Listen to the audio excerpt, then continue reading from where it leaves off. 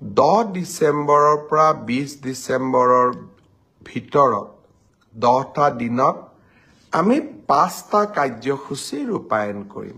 এই সময়ছোৱাৰ ভিতৰতে হাইস্কুল শিক্ষান্ত পৰীক্ষাত ডিষ্টিংশ্যন সৈতে পাছ কৰা ছাত্ৰ-ছাত্ৰীসকলক আনন্দৰাম বৰুৱা বঁটা আমি প্ৰদান কৰিম। আৰু 10 ডিচেম্বৰৰ পৰা 20 ডিচেম্বৰৰ ভিতৰতে আমি নৱমমান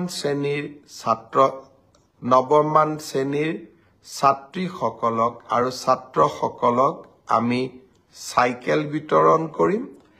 আৰু ঠিক একেধৰণে উচ্চতৰ মাধ্যমিকত সুখ্যাতিৰে উত্তীৰ্ণ হোৱা ছাত্ৰ